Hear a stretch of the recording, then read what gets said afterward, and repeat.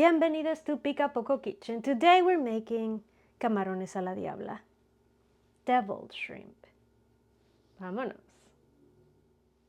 Camarones a la diabla, or deviled shrimp, popularized between the 1950s and 1960s amongst the Pacific coastal states. The craze for shrimp pushed people to be creative in the presentation of this sea creature. Coming up with camarones a la diabla. There is a lore that believes that the use of peppers in the sauce was a ritual to scare away the sea evil spirits. So next time you make it and present it to your family, maybe it will help you discover who hides among us. The heat of camarones a la diabla is supposed to push your limits. I personally love them. But let's keep it real. I'm playing devil's advocate here. So let's start with the devilish part. For that we're gonna need half of an onion. I'm gonna fry all of my ingredients in a little bit of oil. 2 big Roma tomatoes. These were really big, so adjust accordingly.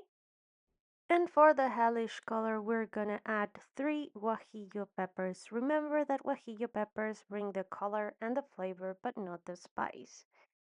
We also want to see vampires run like bats out of hell with 2 garlic cloves. And for the hot part, you have options. I'm going for 3 Árbol peppers. You can go higher if you feel wicked. If not, you can always use chipotle, either dry. If you're using dry, add it at this point. And if it's canned, you can add it later.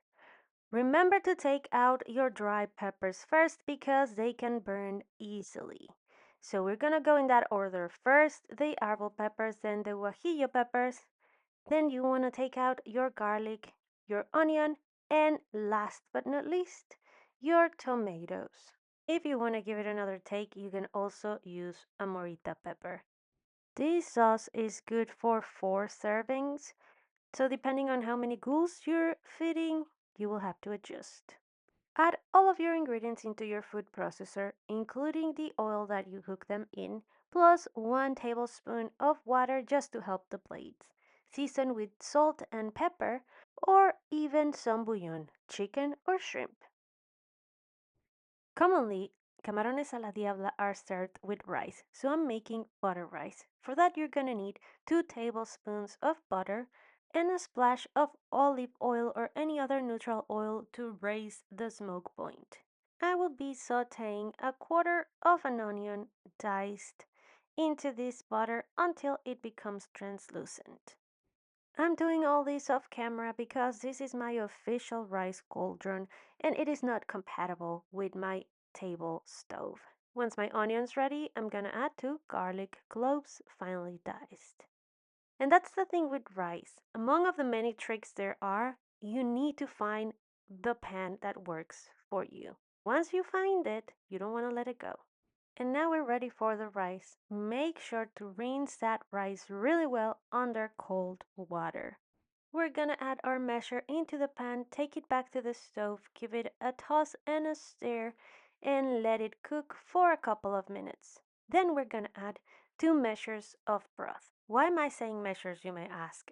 One important thing when making rice is to use the exact same measure that you use for rice and double it in liquid. This is a decrepit cup that I use to measure grains and beans, so this is the one that I use to measure the liquid in this case. Another thing you want to remember is that broth needs to be warm. I'm gonna add 1 cup of sweet corn. I really like how it goes with the butter rice, but you can add any other vegetables that you want. Broccoli and cauliflower, or carrots, peas, you name it. And for an extra hint of scorch, every time I make rice, I like to poke a pepper and put it in the middle, not to be threat. It won't spice up your rice, it will just give it an extra flavor. Keep an eye on your rice, and as soon as the first boiling bubbles break, cover it up and let it be between 15 to 20 minutes until there is no remaining water at the bottom. And that will depend on the type of rice you're using and your pot. That's what I was saying. It is important to find your rice cauldron. I'm using basmati rice in a thin bottom pan, so it always takes 15 minutes. As you can see, there's no more water left.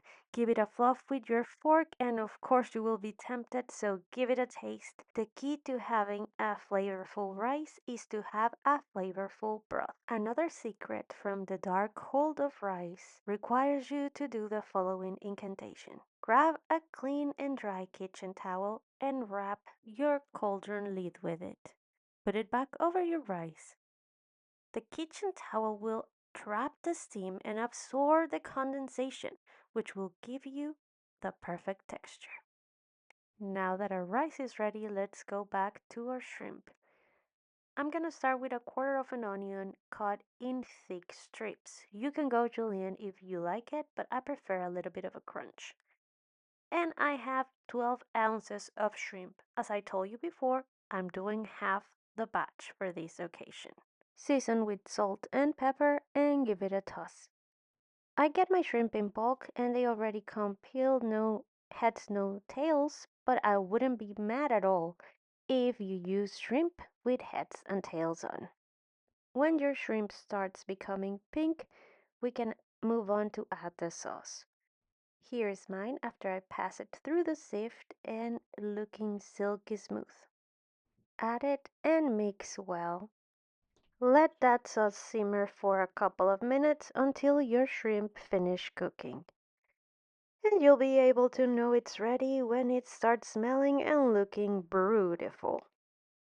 To serve, I decided to go old-fashioned 90s restaurant style by giving my rice a dome shape using a ramekin. Pack your rice into the ramekin using a spoon, and once it's filled, flip it over your plate. Thanks to the buttery fluff, the rice will slide right off of the bowl.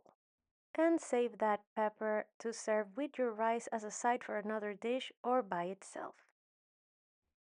Serve the evil star of this dish next to the rice and get ready to get scorched.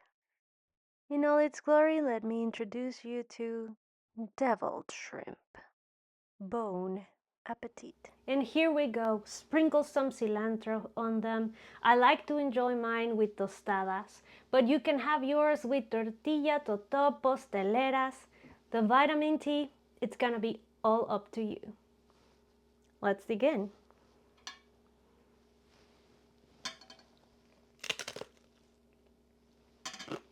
Mm. Mm-hmm.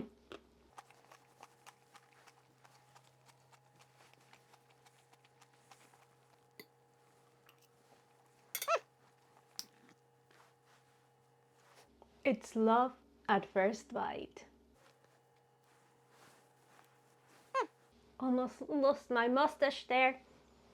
The buttery rice balances well with the spiciness of the shrimp.